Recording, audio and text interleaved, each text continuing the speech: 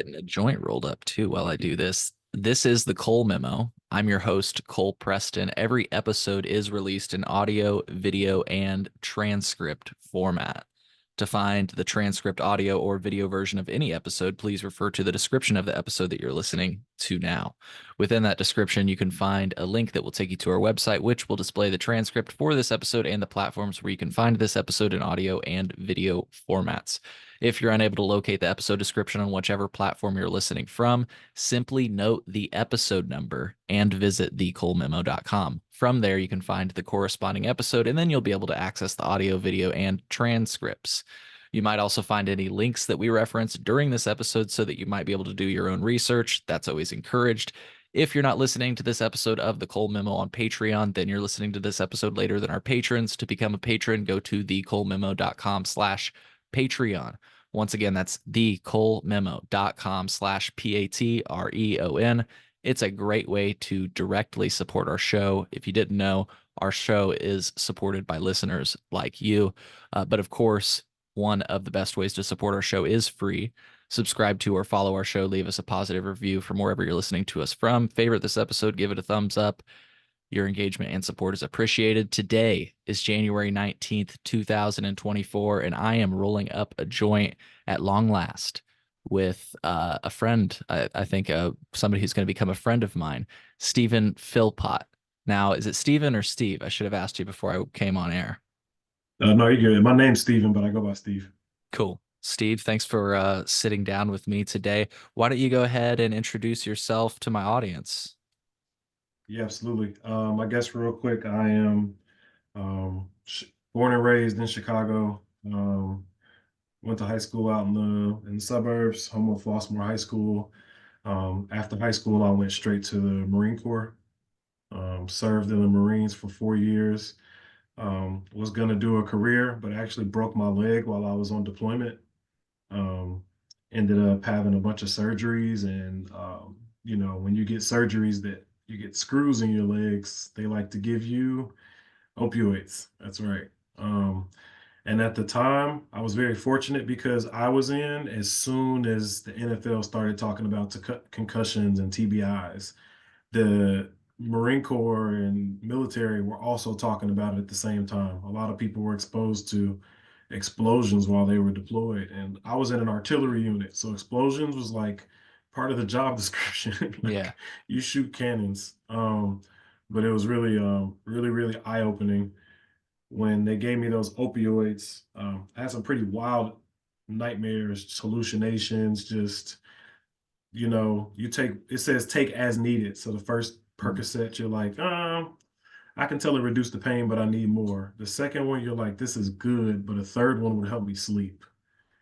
And at the point that you're taking opioids to help you get to sleep, when it's time to come off of them, it's just really difficult. So, long story short, man, I knew a guy who overdosed on the same pills that I was taking, recovering from my surgery, and it kind of I don't know, the concept just freaked me out. Like I know it's legal, but he died taking something that was legal, and I'm not interested. So, one of my buddies, best friends, business partner, Earl Lawrence, um, he had cancer when he was younger, and he was the first person I knew to consume, and it was for a medical reason because he had cancer when he was younger.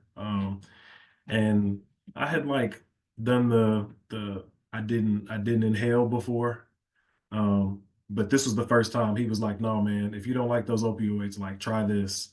And 6 foot bong, gravity bong, like gas mask, joints. And honestly, like as crazy as it sounds to people, for 3 days I didn't take Percocet. And I had a metal plate that had been drilled in my leg. So this was real pain. Um, yeah, and that kind of sent me off like that was the Alice in Wonderland. Like, all right, now I need to know more. So yeah, this was 10, 11 years ago. I got out the military, 2023. Wow. Well, thank you for your service, and I'm sorry that's something that you came out of the service with, but I am glad you found cannabis along the way, you know, Absolutely. and that it was able to help you, which is always the hope. Well, I was reminded we have been chatting for a while about doing a show, and I was reminded of your name when I was in a Chicago Normal meeting the other day. I can't remember exactly how it came up, but I guess it was one of your students. They said, "Yeah, my professor, Stephen Philpott," and I was like, "Why does that name sound familiar?" And I like started searching through my phone, and I was like, "Oh, I've been talking to this person." But and that's why I messaged you and I was like, "Hey, I just heard your name in this meeting." So in case you wanted more context on that, that's yeah. Oh, that's pretty awesome. I mean, we'll get more into like I gave you my background, but my cannabis experience was like a 180, but Yeah. it was a pivot in the right direction, and part of it was bringing students with me. Like anybody who wanted to know education, every time I learned something, every time I read like a new research paper, I was like, "Hey, you know that stuff I just taught you all last semester?" Research came out, and as a professor, like I'm open to change. I'm like, "Hey, the stuff we learned last semester, there's more information now." And they were like, "Oh, we're still learning." I'm like, "So now you see why the industry is in such flux because it's not stable." So I'm glad that my student had something good to say.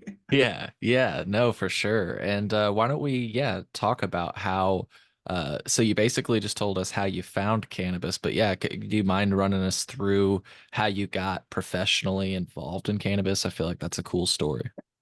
Yeah, absolutely. So once I got out the military, I was interested in fitness, obviously, because when you break your leg and get a metal plate in your leg and the peak shape of like military fitness, a lot of changes. Like I gained weight, you know what I mean? I felt very different. And I just wanted to know. That's all I wanted to know. So I took my GI Bill.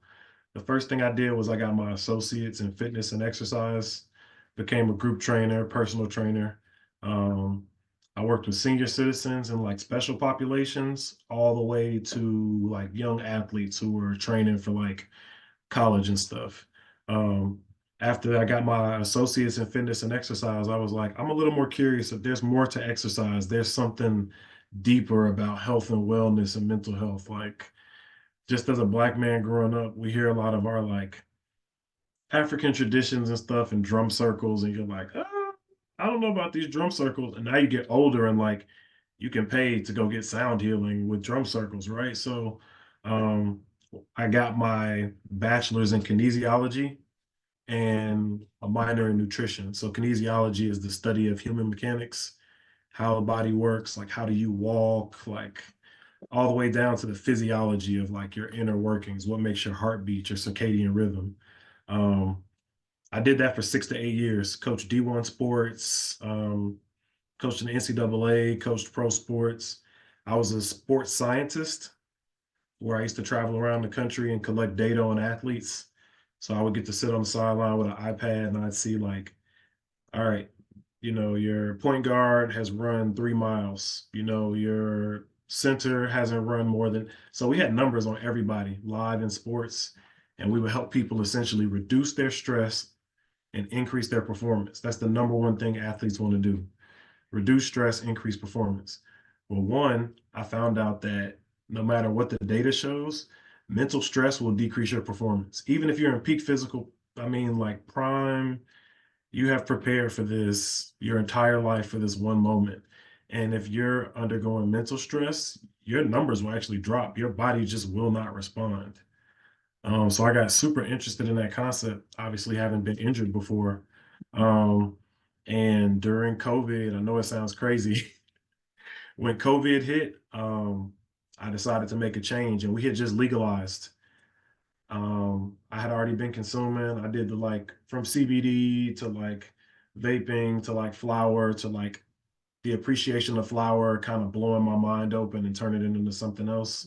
I got certified through the Trichome Institute in 2019, and shout out to Max Montrose. And then after that, I decided to apply for a job at a dispensary. Now you know this, and this is the stuff we're going to get into. This is your investigative journalism that I like. So I was getting calls from people I'd never met before, essentially saying, "Hey, are you a veteran? Hey, you're black, right? Okay, do you live in a community that's disproportionately impacted by the war on drugs?" I'm like, damn, that last one was real specific. Like, what? And people would be like, do you want to have majority ownership in a cannabis company? And I was just like, okay, like, you know, I was born at night, but not last night. So what's the catch? And they'd be like, "Oh no, there's no catch." And I'm like, "Why are you calling me to offer me an opportunity?" And then I started reading the laws, and it was like, "Oh, if 50% of the people who you employ, right, are of this certain designation, you get the designation, whether right you are of social equity or not." Right. Um, so I was like, I'm not gonna do that, but I do want to work in the industry because if it's gonna be legal, I don't know anybody who's gonna get a business. This is before we knew what an MSO was. We were still just going, cool, it's gonna be legal. People in California and Colorado were telling us, guys, look out. You're gonna see a grandma, okay? She's really a wolf. She's gonna be dressed up like a grandma though. So all that to say, the first company that hired me, they didn't actually tell me their name until I got there.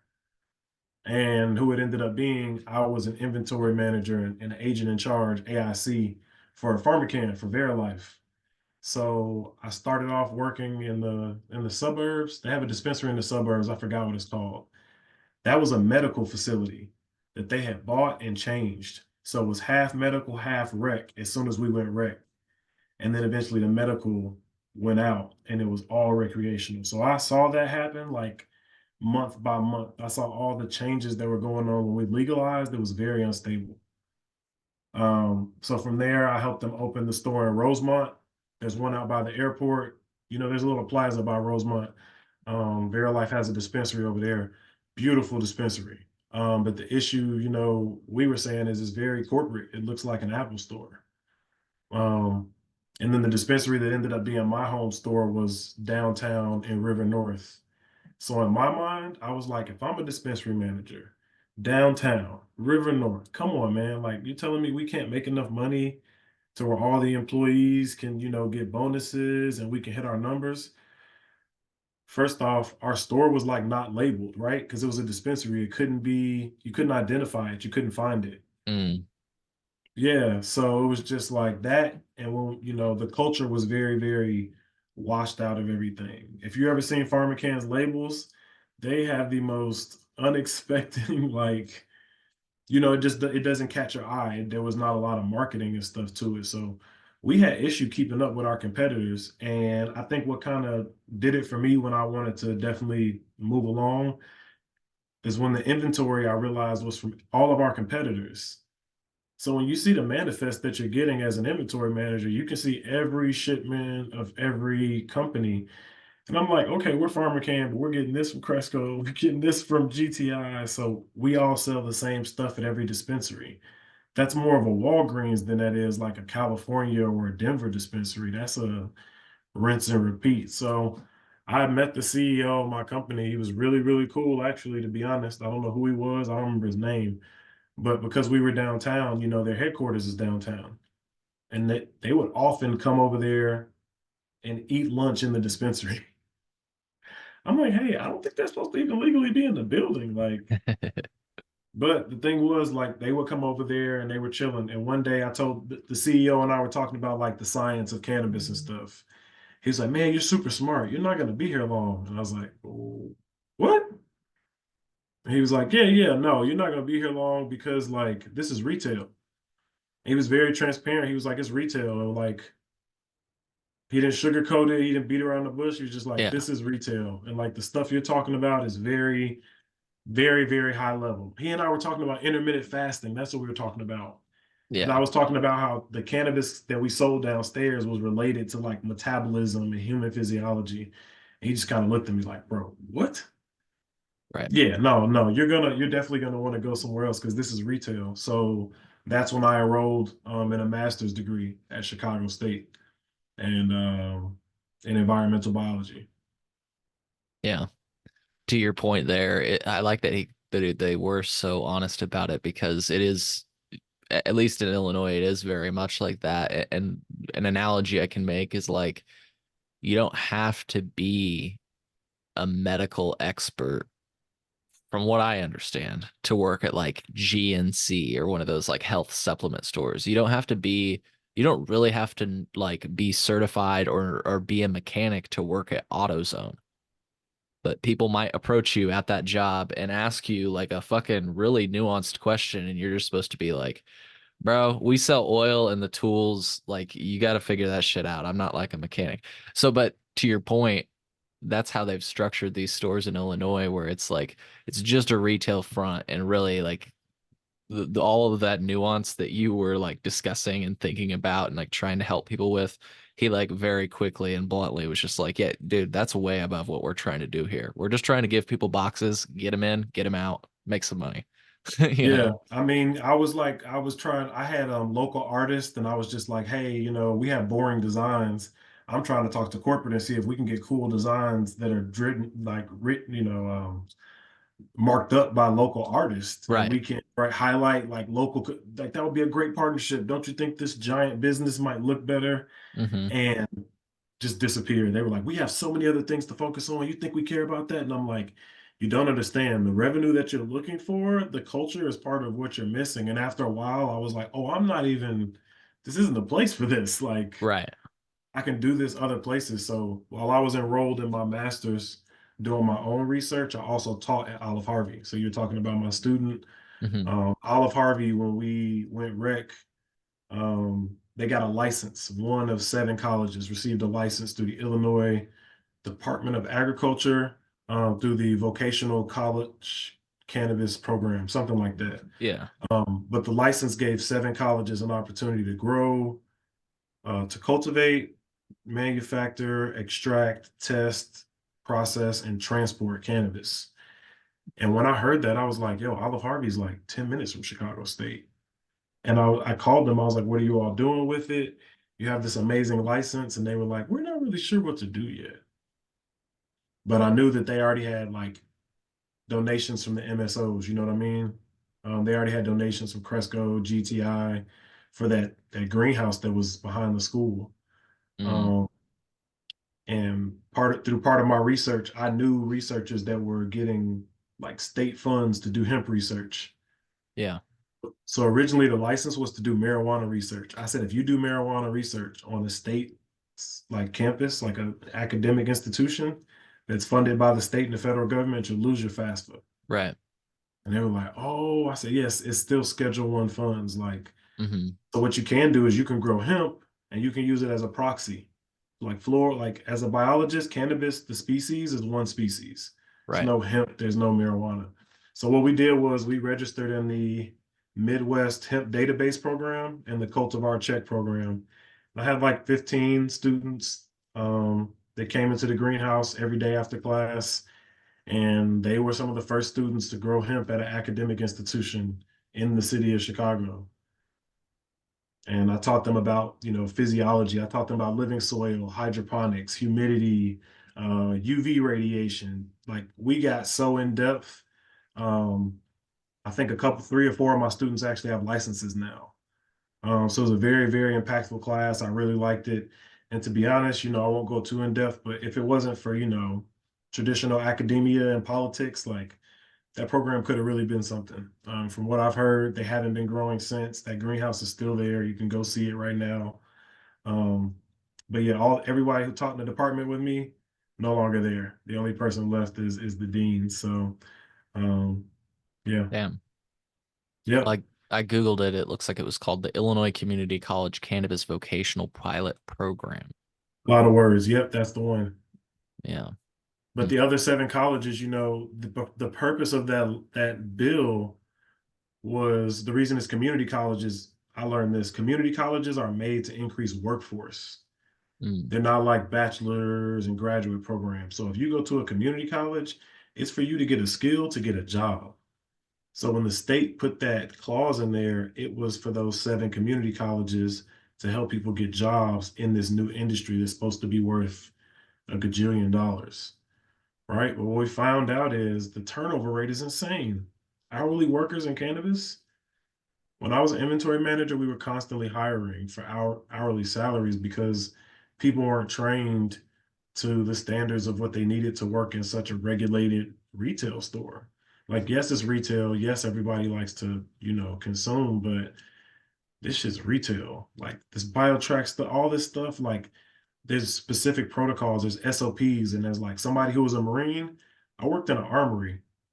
So working in the cage in the vault, it made perfect sense to me. Like you got to close certain doors, you got to open them a Right. certain way, like there's standards. And a lot of people would be like, Hmm. come on, man, Yeah. come on. And I'm Like, like, do I hey, really have to close the door type of thing? You're right. yeah, and it's just like, hey, if I tell you that the state police do random inspections, how'd you feel about that? And it's like, Right. oh, yeah, okay. So a lot of people complain about like the legal cannabis side, but they don't have the experience. Hmm. So I was fortunate enough to, as a disabled veteran, be a home grower.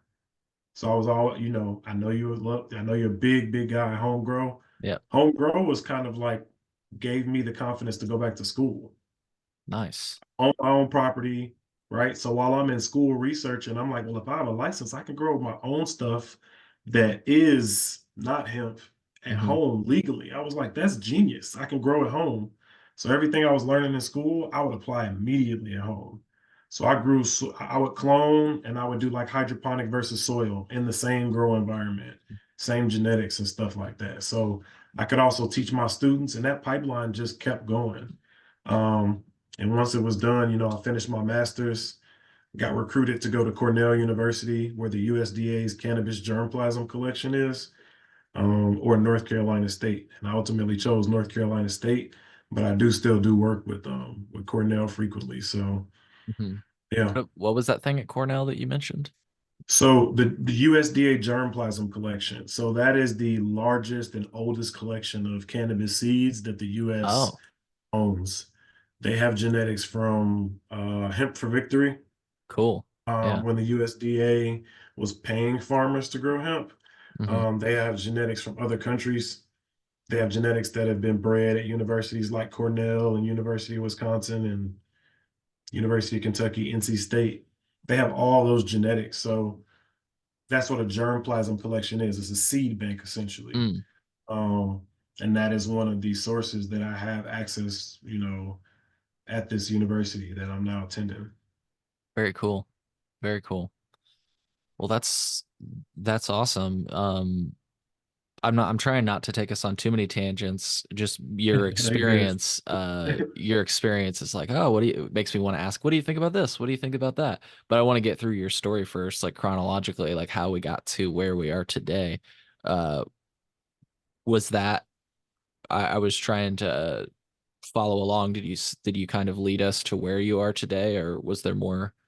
Um, No, that was it. So after I finished my master's degree, I published my research, got recruited by those schools. I finished teaching at Olive Harvey and actually moved to North Carolina last summer. So now I'm doing my PhD at NC State. And I actually switched over from what I call as a scientist floral cannabis. I'm now working with fiber and grain cannabis because to me, I want to be knowledgeable on every form that exists. I realized I knew a lot about flower, but there's more people with fiber experience than there are right. flower experience. So people who don't know about fiber, you're excluding a large part of the same plant that you're just saying you don't care about.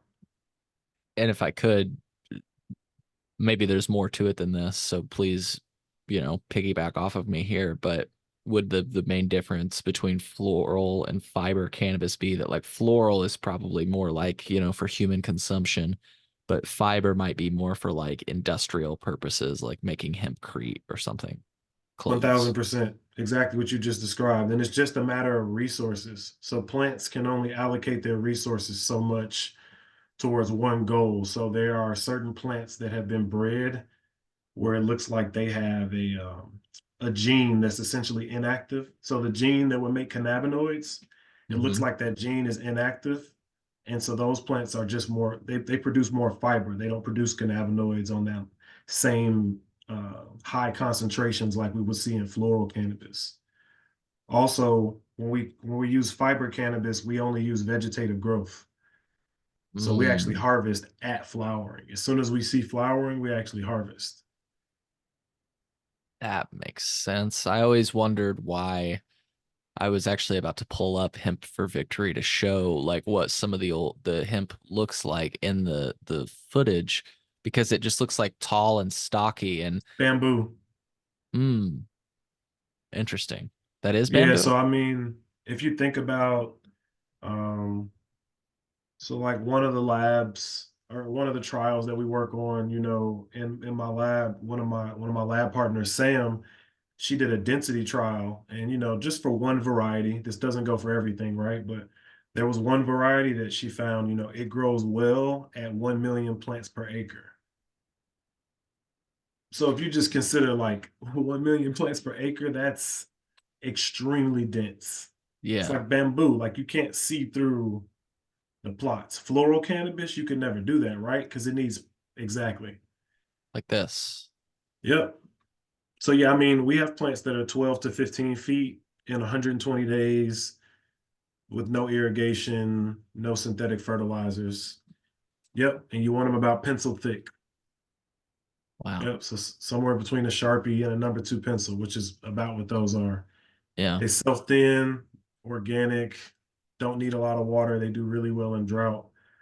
So I was interested in learning about fiber and grain as well too, because grain is another one people don't really know about. Um, Like using it for like animal feed, would that be the idea there? Or yeah, so for the bud that we consume, we want high cannabinoids. So in yeah. order to do that, we want unpollinated female flowers. Yeah. If those female flowers get pollinated, well, duh, right? We get seeds. Uh-huh. Those seeds, right, can actually be used to press because they're super high in fats, like healthy fats, and that's how you get hemp seed oil. So Right. they They're literally like super squeeze in. rich in omega-3 fatty acids or something like that. Yeah, so exactly what you just said. So if you crack the shells and you take the actual hemp part out, what they call it, that they feed to animals and the like chickens, Mm. it actually increases the ratio of omega-3 to omega-6 in their eggs, which increases the value of eggs for farmers. So Texas just approved hemp seed for poultry feed. Nice. So there's a lot of stuff going on, but every state operates itself individually, and it's very, very difficult to keep up with different states' policies when they have one towards hemp and one towards marijuana and one towards medical, when you got 50 states. Right. And that is one of the topics I was trying to keep my hold myself back on when I saw your credentials and I saw you had so much experience in hemp. And one of the things that you specifically said that I wish I could remember exactly what you said, but you said something to the effect of from a scientist's standpoint, they're all the same genus, or what did you say? Something like that? Yeah, so species. So you want to just do this now? Just hit this Yeah. conversation. Yeah, so indica sativa, my favorite conversation to talk about because you Hmm. can squash the narrative in 45 seconds. Yeah. So, who came up with the terms indica and sativa? That's the easiest way to squash the conversation. Carl Linnaeus, the guy who made taxonomy, like when we use like genus, species, Right. subspecies, Carl Like Linnaeus made real quick for people, Homo sapiens, for example. right. That's a Yep. genus species. Yeah. Yep, exactly. Yeah, so great example. So cannabis sativa, Yeah. right? So Carl Linnaeus, the person who made that whole system, he was a scientist who studied plants. So cannabis was one of the plants he studied. Now, this was in 1753, and the cannabis he discovered was in Europe. So farmers were already using this for fiber. So he called it cannabis sativa because the word sativa or sativum is Latin for cultivated. Mm. There's tons of plants you can Google and they have the word sativa afterwards. It's not because they're energizing and give you a head high. It's because the word sativa means cultivated. So that's all it means. Now, almost 30 years later, John Baptiste Lamarck was in India. And Lamarck also was like, oh, this looks exactly like cannabis. It's the same flowering structure, but it's a lot shorter, it's a lot bushier. And the Indian people aren't making fiber from it. They are using it for spiritual purposes. They are consuming it. There's a medical aspect to it. So he named it cannabis indica. Indica is obviously right. It means of India. Yeah. And the only place it's actually found is in Greek literature, Greek and Latin literature. So very easy. Indica means of India. Sativa means cultivated. They don't mean anything else. And Everything else we added to them is our opinions. yeah. And I want to give you more space on this, but just real quick, I'm sorry. I know I feel like, and I could Google this right now, and I will, but I feel like I know Carl Linnaeus from learning about him in human bio in high school. He was the guy that did stuff with bean plants. They conveniently never told us about his experience on cannabis plants, but I believe he did like genetic testing on bean plants. Am I wrong on that? I'm Googling right Uh, now. I you always might get be this. thinking about Mendel, Gregory Yeah, I Mendel. am Gregor Mendel. I always get them mixed up. Now my second question, again, I'm sorry for jumping in the middle of this, but why do I know the name John Baptiste Lamarck? So he was an evolutionary biologist. Thank you. And he, like I said, he was the one. So this is what I love, and this is why cannabis has such bigger conversations. Hmm. These people, it's not like some random person was like, who came up with the word cannabis sativa? The Right. person who made taxonomy, that's the one who came up with the name cannabis, sativa, all of that. So it means something, right? So let's take 30 seconds out to learn that. Okay, so now telling you that they had this was in the 1700s. What you just said about DNA, we didn't know about DNA till 1860. Mm. So there was no way when the word indica and sativa were used, it had anything to do with genetics. It is impossible just based on the timeline. So that's why, as a scientist, it's very fun to just look up facts and you have to piece them together. But indica and sativa came from assumptions. So if they were cultivating it, guess what? That was more like what? Industrial hemp that we were talking about. Yeah. And it is crazy how these cannabis companies, one of the questions you asked, I thought you were going to go in a different way. You gave the factual answer. When you asked earlier, who came up with indica and sativa? I thought I was going to go the dispensaries. Somebody in the dispensary came up with the idea to push it That's that who way. remixed it. That's what I That's mean. who That thank remixed you. it. Yeah, but think about this. It also you kind of see where it started, right? So if hemp or cannabis sativa that was cultivated was in Europe and indica was in India and they were using it for medicinal purposes, there likely was originally some type of difference where one was more Mm, sedative and one was more energizing. However, the researchers that I know that have published these well-cited papers, sativa and indica have no genetic reliability. When you look at the DNA, the DNA is what makes cannabinoids and terpenes. So that's what matters. The DNA says sativa and indica are just words that we use, and there's no genetic reliability. You're better off looking at chemicals and chemical like profiles. yeah, well said. Well, just back to the broader topic that I feel like we were about to touch on, just kind of in the same spirit of misconceptions. I feel like right now, and I did actually kind of quote you, yeah, there's this confusion that hemp and what I'm smoking right now is different. And I say that because there'll be products like this. I bought this. It's a THCA product.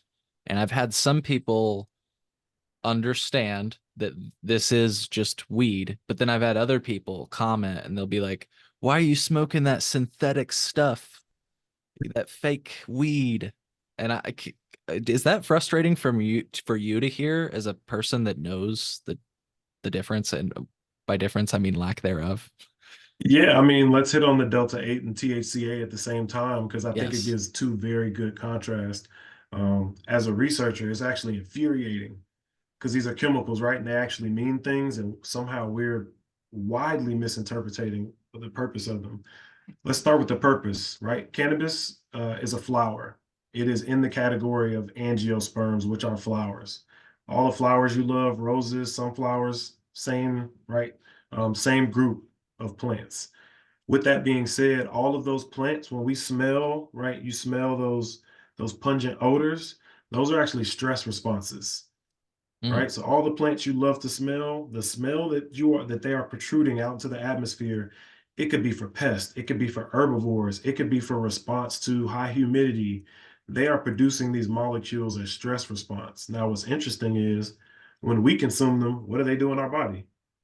Stress response. right. It's pretty wild. There's not a lot of molecules that a plant and human use the same, right? Yeah. Makes sense. Yeah. So when we're talking about a flower, we're talking about these molecules it's producing. THCA, the purpose of THCA is a UV protectant. That is its biological purpose. We know because if you think about a rainbow, right? Everybody talks about LED lights and full spectrum lights. Dr. Bruce Bugby out of Utah State University has a really good study where he showed that more red light, which is lower energy and a longer wavelength, it makes the plants grow taller because they think they're in shade. It's lower Mm, energy. So the plants grow a lot taller and have a higher biomass. So you would say, hey, I want to grow in red light because I got a higher biomass, higher yield. Guess what? Lower cannabinoid profile. Mm, The ones that they grew in more blue and more purple lights were way, way smaller. But guess what? Higher cannabinoid yield. So that's why full spectrum with both of those type of lights is undefeated. It is the most optimal. All that to say, THCA is a naturally occurring, it is the naturally occurring form of THC. I tell people THC itself isn't even, produced by the plant. The plant only produces acidic cannabinoids because cannabinoids are toxic to plants. That's why they put them in trichomes. See what I'm saying? So yeah. THCA is natural. Not only is it natural, it's the preferred form that plants make. And when humans consume it, it is not active because it still has that A on the end. We all know once it's decarboxylated, it's just THC. The Bingo. loophole issue is the government made the mistake, not us. They said hemp good, marijuana bad. And people asked over and over again when the Delta 8 stuff popped up. We were like, hey, this is technically hemp CBD dominant flower that's been washed with solvents and now converted into Delta 8. And they were like, hemp good, marijuana bad. We were like, even Delta 8? And then you saw HHC, THCO. And I was like, oh shit. Because if that's the case, then hemp and marijuana are the same thing. And you're saying it. THCA is the proof that now it's all the same thing. So yeah, Yeah. people are always like THCA is synthetic. No, THCA is the naturally occurring form of THC. And this loophole or gray area right now is that if it's not decarboxylated, it's hemp because the definition of hemp is based on a number. That's the, you see what I'm saying? That's the Right. issue. But the truth is, I was like, if that's the case, then all hemp is legal. Like all marijuana is legal until it's lit on fire or decarbed. Right. Or as We know this that's not. meme, I We know that's mean, not. right, as this meme says, wait, it's all THCA? Always has been. Oh man, that's good. Is that from what's that movie? Oh man, I can't remember. I can't remember. I just see it as a Matthew meme McConaughey, format. Yeah, yeah. The inset Interstellar. or what Interstellar, yeah. Yeah. I'm not sure if that's what it's from, but that meme format is just Oh, funny. trust So me, that's it. I'm a big sci-fi fan. but but yeah, so that's just been an interesting thing for me. And just to kind of put it back to what you said, just try to explain it again shortly for maybe a layman. Like if you've ever had to make pot brownies, the reason you have to decarboxylate, as you just said, that's the key word there, folks. If you didn't know what that word means, that means to activate the Decarb. THC in your product. And I've personally made the mistake of not doing that. And then you find out like, why aren't these brownies giving any effect? Well, I didn't And activate. let's be clear. Let's be very clear. Still a ton of health benefits to consuming raw flour. Like one of my things, that I talk about is by definition, cannabis is a superfood. So Mm, superfood isn't a legal definition. It's an arbitrary word we use for stuff that's rich in like antioxidants, vitamins, minerals. So think about it. All the fads we've seen in our lifetime, pomegranate, avocado, like every year there's a superfood of the year. It was beets a couple of years ago, like hmm. acai berries, right? So Yep. like by definition, not only does cannabis qualify, but it's more diverse than all of those. All of those have a very specific, like pomegranates don't have 100 different flavor profiles. Pomegranates are pomegranates. Cannabis has all these flavor profiles, which means it has various benefits, a Hmm. lot of various benefits. We thought we were crazy, like, oh, cannabis fixes my grandma's rheumatoid arthritis, but also my little cousin's epilepsy and also my anxiety. It's like, okay, it doesn't fix everything. It's like, it doesn't have to. It produces enough versatile compounds where if we did the research, we could learn a lot more instead of just going more THC, please. It's like, hey, there's 200 compounds. We should stop focusing on THC. And I think a lot of people right now that's kind of the phase they're in. They want to know more about terps and quality, and Right. they don't like that high. They're like, people say, yeah, I smoked something and it gave me a headache. And I ask them where they got it from. I ask them if it's Delta 8, and they're like, oh, yeah, I took 1,000 milligram Delta 8 gummy. I'm like, oh, man, what? That's funny. Um, yeah, so it's just interesting how it started. Now, I guess I should ask you about that. I'll complete my thought really quick, but I'll round it out to a question that you just brought up, and I feel like you might be able to actually drop some knowledge on that I don't know the answer to. Like, so this whole, I feel like, debate, at least in Illinois, got really contentious, and I felt started with this story about students actually purchasing Delta 8, and as the story went, they overdosed and such. And it's constantly people point to this story of these kids that purchased the Delta 8 somehow. And I'm so the way I saw it was that it started as like a public health safety concern.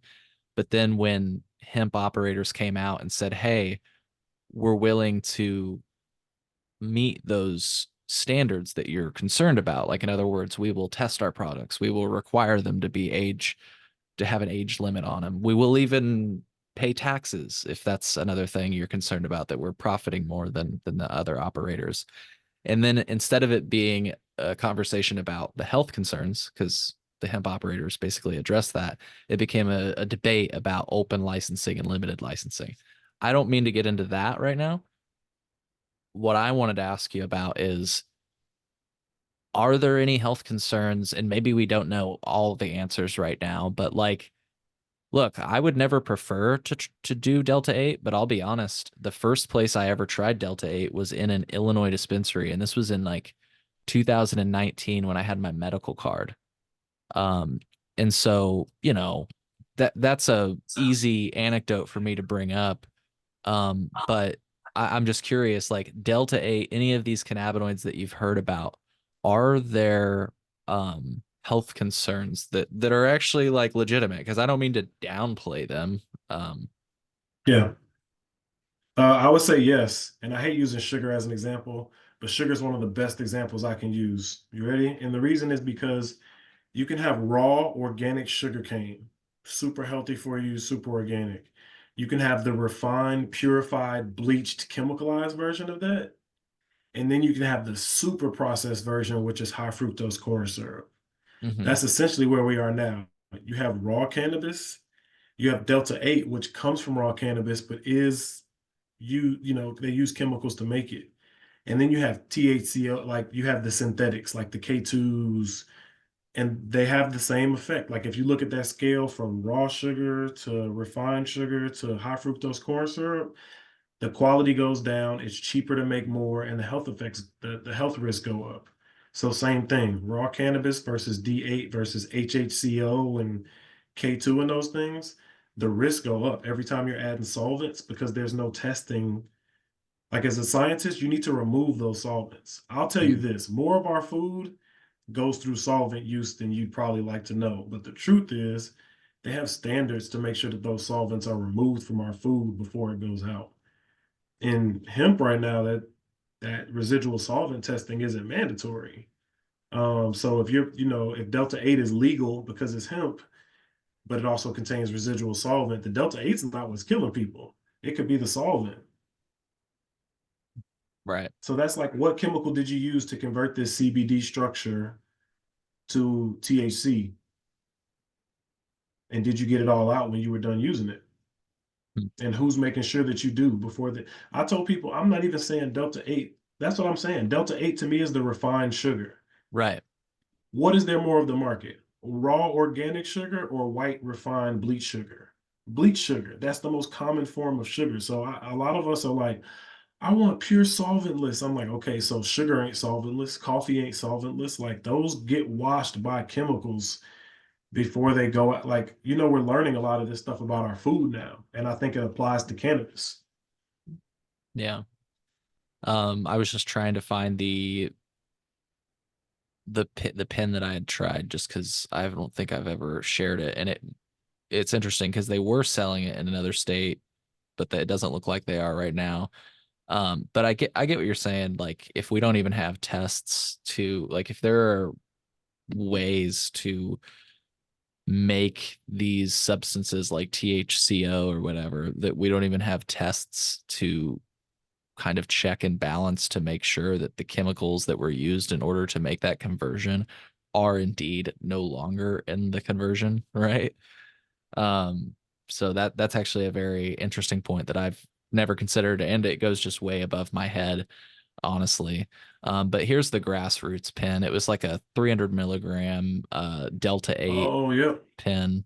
And I mean, this is a cannabis company that's still active in Illinois, and at least within the last year, because I took this picture on September 15th, 2023, and I found it from an out-of-state dispensary. So at least until last year, they were still selling products like these. And that's why when this whole thing came up, I was like, Delta 8, why do I know Delta 8? I feel like I've tried Delta 8. And they were talking about it like it was Satan himself. And they're like, you'd never find anything like that in a dispensary. And I was like, but I found exactly that in a dispensary. Like it was pushed on me in a dispensary in Illinois, you Yeah, I know? remember the first time I saw it in the dispensary, and I don't know if we carried it while I was there, but oh, you know what? At the time, I think there was a different cannabinoid that was popping up in pens. Well, and see, this is, I don't mean to cut you off, but when I got my card in like 2019 or 2018 or wherever it was, I remember going to the dispensary and seeing the posters of all of the cannabinoids and terpenes, and then there would be like little lines saying what they might do and why they might be used, and I was like, "Oh my God, we're living in the future." So Yep. sorry, what were you saying? That's why I just felt like so excited about it. Now it seems like there's a list of demonized cannabinoids, where it was Yeah, like, so like, I'm actually working on an event right now with some of my, I guess I'll call them companions now that are pro athletes in the industry. mhm, I've been very, very blessed and fortunate to spend a lot of time with Ricky Williams, just getting to know him, doing yoga in 115-degree temperatures in the mountain, like just really getting to know like what makes, Ricky tick. And just kind of getting closer to him, I find out that a lot of people share the very same experience, even these big high level, like, yeah, people and brands. But what you find out is they're also interested in like, what am I putting in my body? What is this Delta 8? What is Delta 9? What is hydroxy 11? What is Delta 10? Like, what are the differences between these things?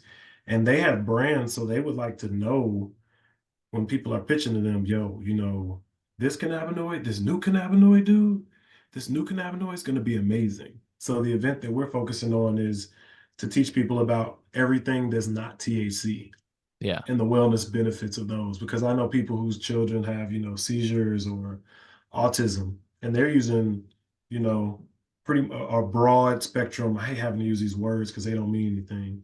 Broad spectrum by definition, meaning full spectrum with the Hmm. THC removed, but still contains all those other compounds, terpenes, flavonoids. People who use those, as like like some type of live extract, and they have a lot of benefits from it. So I want athletes to start talking about those, not just THC, because our laws are finessing us by taxing more for higher THC, by focusing the consumer on THC when the benefits that we're looking for are in these cannabinoids that we're not learning about.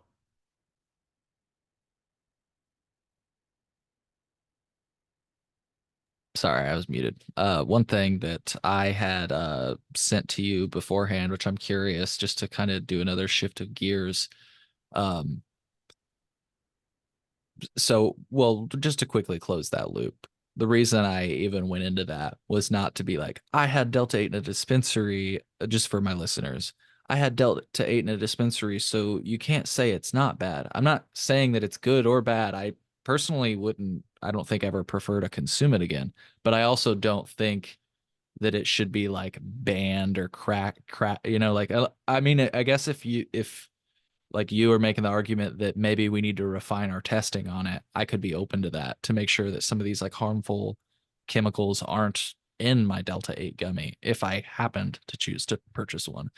Um, but again, just to round out the point, the reason I even brought up that stuff, and I'm glad you recalled other products, other cannabinoid, focused products, is because when I first was introduced to legalized cannabis, it was this idea that in the new age of cannabis, you do embrace the whole plant. And there are so many different uses for all these different cannabinoids. And it's just so weird in this debate. It's gotten very contentious regarding hemp and cannabis. How, again, I feel like there's almost a list of demonized drugs. And like, let's say there is a way to create clean Delta 8 and it works very well for certain conditions. I'm sure there's still going to be damage done from the stigma that has been raised. Maybe rightfully so, because you brought up some really interesting points.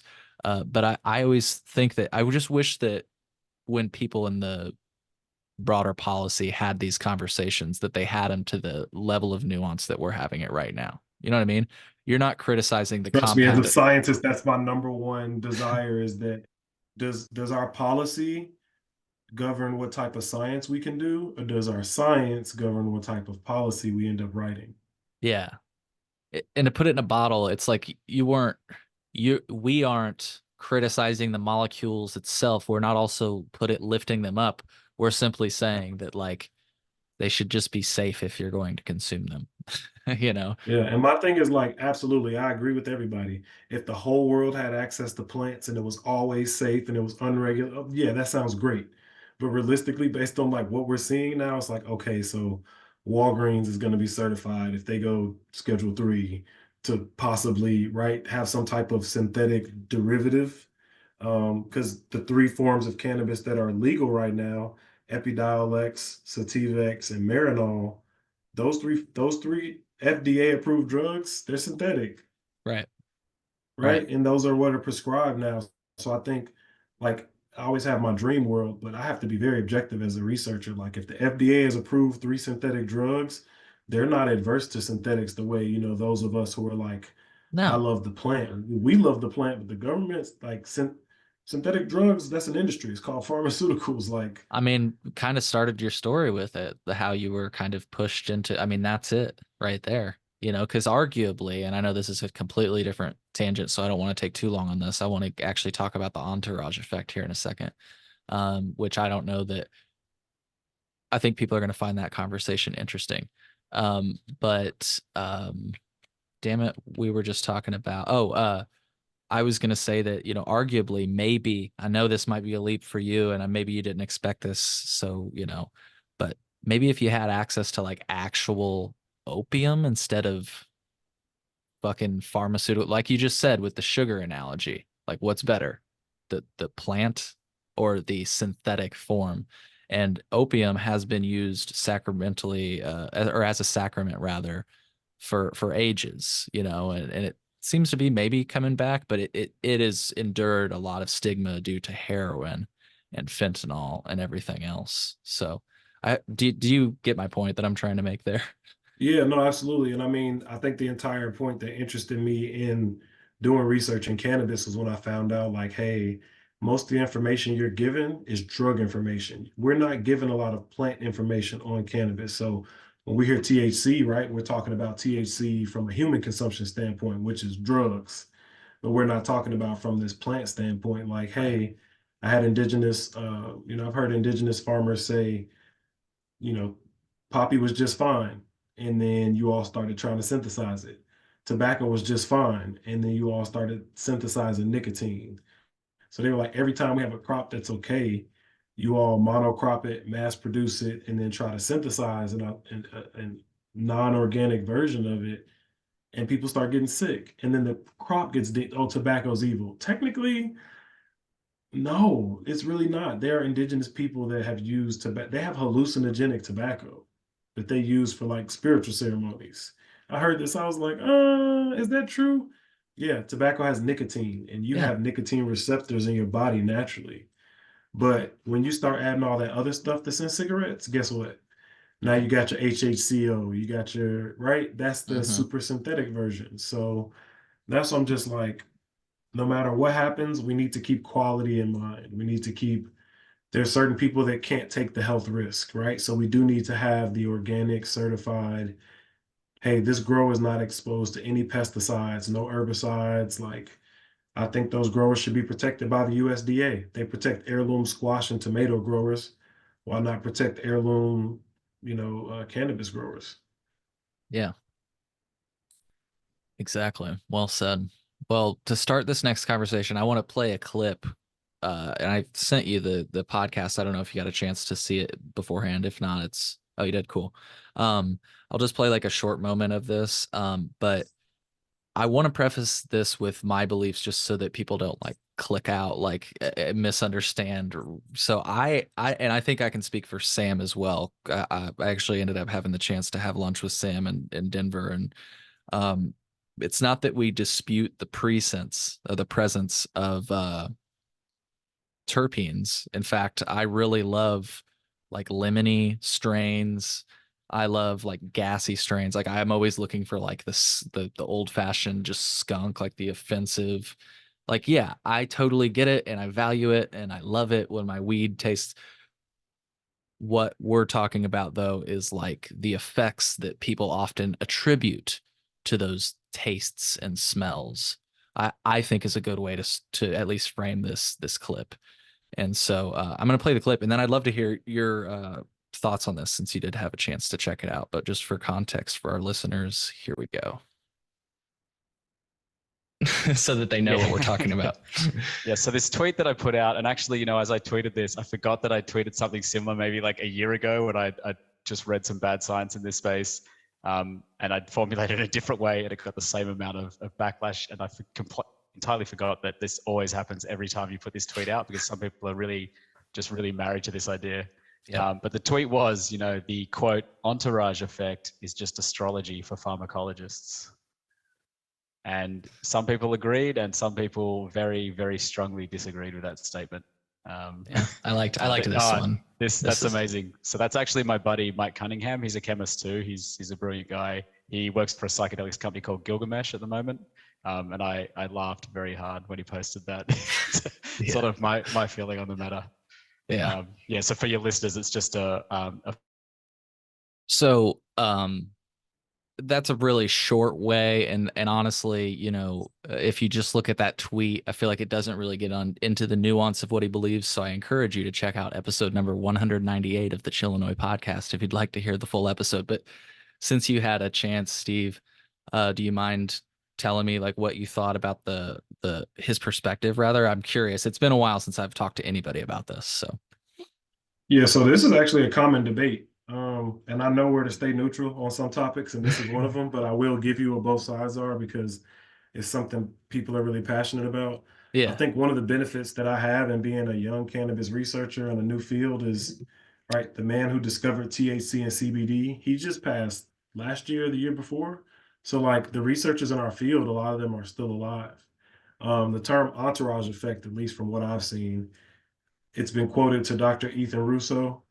Um, Ethan Russo is a well-known doctor. He used to work with GW Pharmaceuticals. He's kind of like the guy, one of the guys. Now, I've heard other schools of thoughts that say it used to be called ensemble effect, and then somebody switched the term to entourage effect. Now, this is what I'll tell you. Why is it called specifically entourage effect? It means that if you're in the room, if you and I are sitting in the room right now and we're talking, we're going to have one type of conversation. That is the effect. If a third person walks in that we don't know, it changes how you and I interact with each other. That's the entourage effect. So every chemical that's there and the presence that they're in all changes how what the outcome is and what the effect is. So like, as much as he says like, yes, that's astrology and so on and so forth, astrology was still a matter of record keeping, right? Like there was science to it. So I'll put it like this: the entourage effect, ensemble effect, more cannabinoids have different effects. Like that is true.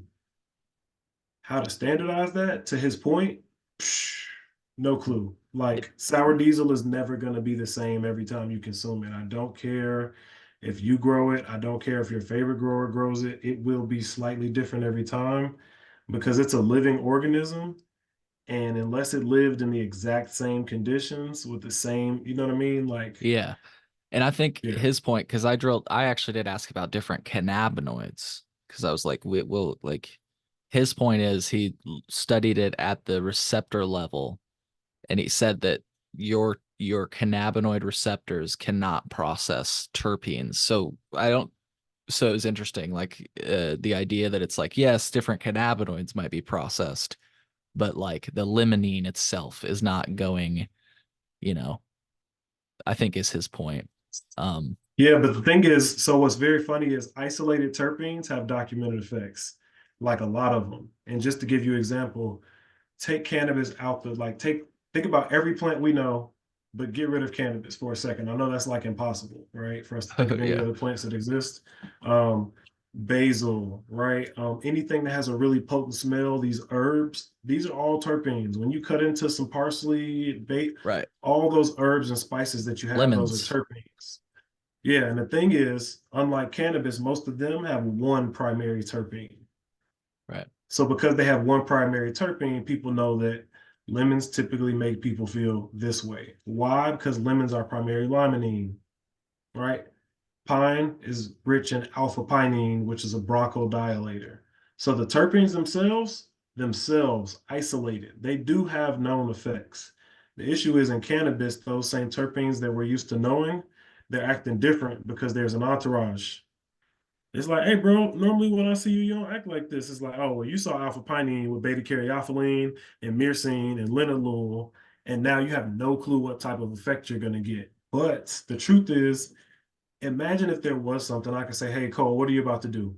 I'm about to go swimming. I want something that's going to increase my lung capacity, give me energy, and reduce my stress. This is the exact chemical profile.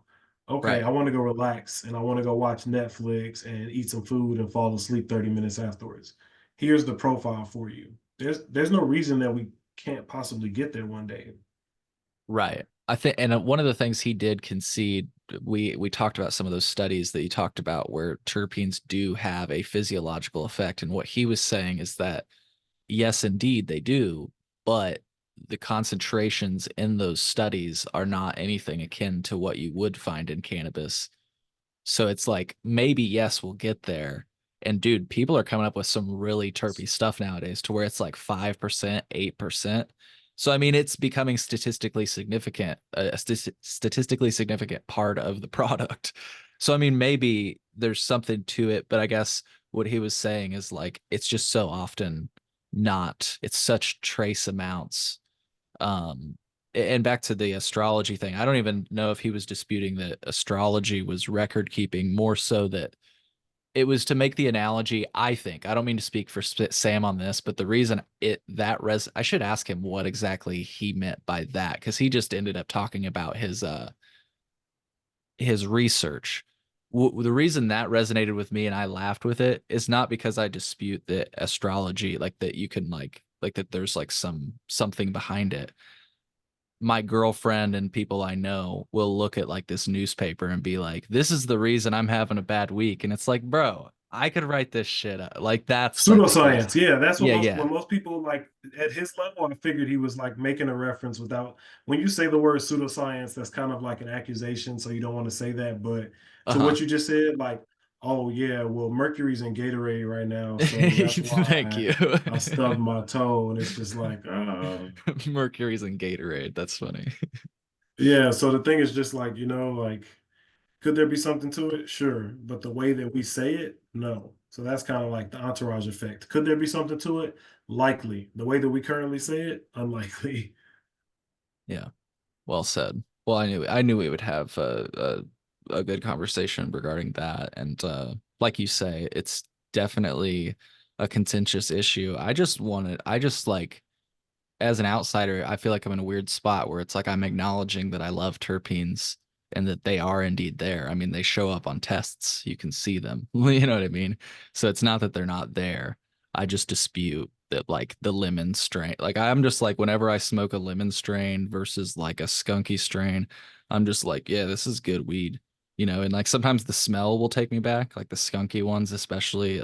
Man, this felt like when I first started smoking. And I guess I get a But feeling of nostalgia off of that, but like. lemon, pine, and mint are very inviting for me. Hmm.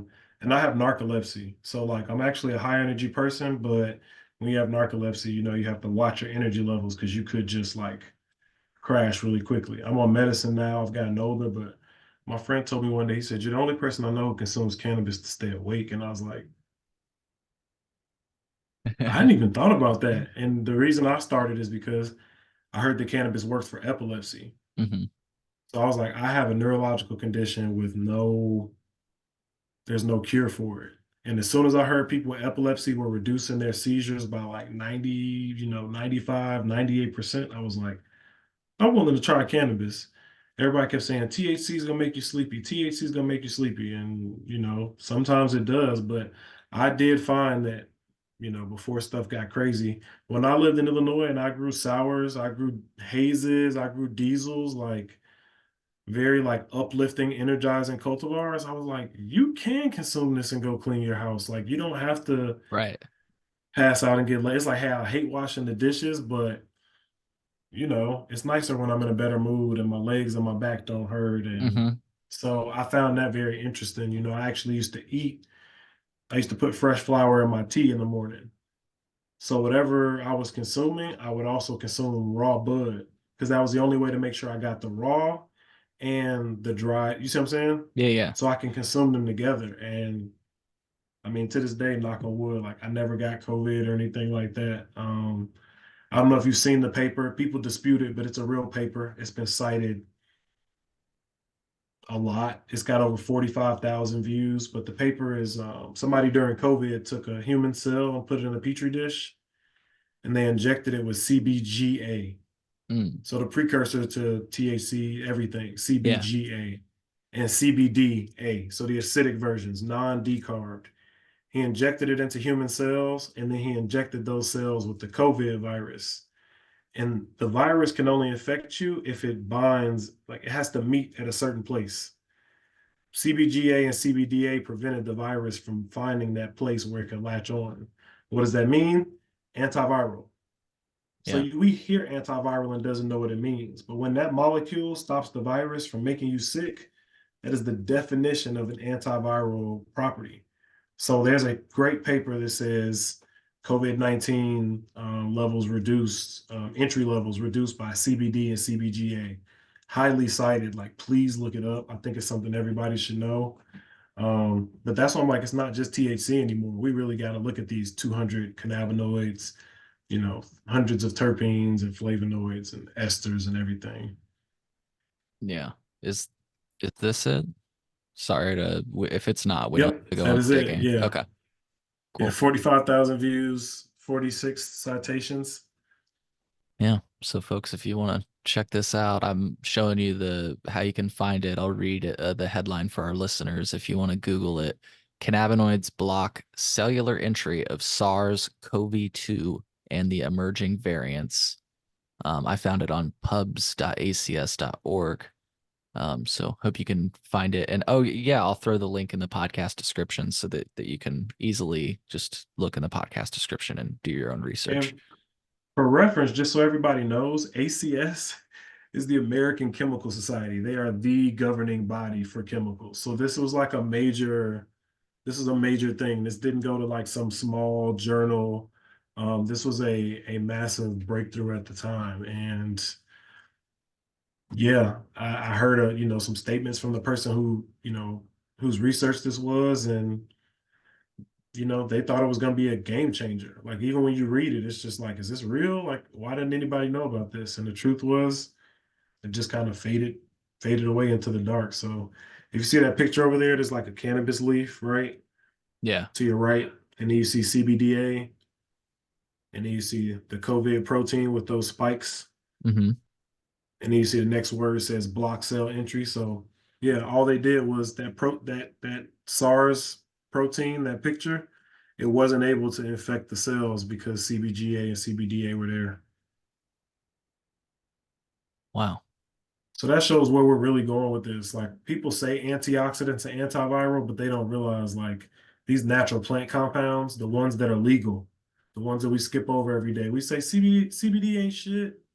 CBG ain't shit. I don't want THC. Give me 100% THC. I want THCA diamonds. I'm doing dabs. It's like, okay, that's great that we've been there. But at some point, like everybody can't consume inhalable products. Some people do need other versions, whether it's a beverage or an edible, topical, tincture. vaporizer, subdermal. I can keep going, right? But we also have to realize it's not just the way you administer or the dose, it's the formula or recipe or concentration of cannabinoids and terpenes and different things. And I do think, I don't think we'll be saying entourage effect, but I do think people will be looking the same way they do. I'm looking for a bourbon. I'm looking for a Yeah. brandy. You don't walk into the liquor store and say, "Can I have your strongest alcohol?" Right. They'd be like, "Hey, bro, what are you talking about? Your Yeah. strongest alcohol. That's what I'm looking to purchase. What's the highest Yeah. percentage?" What are you trying to clean, bro? Yeah, Because so they're that's just what I like, would "No, what are honestly, you when I looking go for?" and exactly when I go to the liquor store and get like Everclear, which I think is like 95% alcohol, it's never for consumption. It's always for like cleaning the bong or something. To your Yeah, point, absolutely. you So would that's one die, of you know? yes, but that's one of those things like, but it's normal to say, "What's the highest THC you got? Right. You got 35? You got you got any 40s?" And it's just like, A, is this accurate? Let's just start there. Is the Hmm. testing accurate? Is this really 40% flour? And then B, like, what are you going for at that point? Are there any terps at all? Are you just consuming THC by itself? Because it's been shown there are adverse effects of just consuming high THC with nothing else. Because that's not how it's made. It's made with other chemicals for a reason. So now you go ahead and you blow off all the terpenes that it was supposed to be with, and you're like max THC. That's it. And we Yeah. don't know what the consequences of that are versus the raw flour. Yeah. Well, Steve, if people want to, I'm sure that there will be, I'm not sure in what capacity you do this. Maybe it's just social media or something, but if people want to like connect with you and or support you, what would be the best avenue for that? Yeah, I tell everybody to reach out to me on LinkedIn. That's where I do a lot of my business communicating. Also helps me filter out people who just want to ask for free information. Sure. But yeah, anybody who's serious about inquiring on partnerships, I'm doing a lot of stuff right now with athletes, mental health, wellness, veterans. Obviously, those are my passions. And we're always looking for brands and collaborators and different things in different cities. So, yep, Stephen C. Philpott Jr. on LinkedIn. Philpott is Philpott, two T's. Yeah, and if you find me on LinkedIn, you'll see all my information, my educational posts, and the work that I have coming up this year. Yeah. Yeah. And would you mind if I put, if you don't want me to, it's okay, but you sent me like a presentation. Is that all right if I put that in the podcast description, or is that not something you really just blast out? I don't even know what else. Oh, are you talking about pitch deck? Yeah, yeah, yeah. Pitch deck. I don't even know what these things are, but it was just cool. It had Oh a yeah, that's for you. That's for you to cool. keep. I understand. Yeah, you Well, can. I mean, if people request it, you can send it to them though. sure, absolutely. Well, Yeah. yeah, if you want the pitch deck, I guess hit me up, but hit up Steven first. Anyways, though, I had a lot of fun today. I would like to do this again with you, especially like as you said at the very beginning, this thing changes year to year, our whole understanding could flip and your fingers on the pulse on all these things. So I think it would be really awesome to reconnect with you as time goes on. If you have something that comes up that you want to promote, always reach out to me. But I guess what I'm saying is you'll definitely hear back from me to come back on. I'd love to do this again. Appreciate that. Also, two things just to say. So I was recently elected to the board of the Minority Cannabis Business Association, and I'll also be writing for Sports Cannabis Inc., which is a literal magazine, lifestyle brand around sports and cannabis. So those two things this year, I'll be kind of like, as the scheduling happens, I want to Sure. make sure that we're still doing impactful things that will be resilient no matter what. So those are two types of organizations and brands people can like follow me with. Awesome. Awesome. Well, thank you for continuing to fight, fight for the good fight, as they say. And yeah, please do keep in touch. And I guess just before we go, were there any specific bases that we didn't discuss today that you wanted to? I want to give you the space before we go. No, I think people should go ahead and follow me on LinkedIn because I'll be sharing my updates on some of the branding and stuff that's going on this year. But yeah, I think sports performance, wellness, and mental health is going to be a really good year to talk about those things and where cannabis and even functional mushrooms, we could talk about another time, where Yes. those things lie on the spectrum. So yeah, I'll hold you to that. Next time we're talking mushrooms. All right. yeah, I'm with you. Steve, take care, folks. I hope you found as much value in this conversation as I did. We'll see you in the next episode. See ya.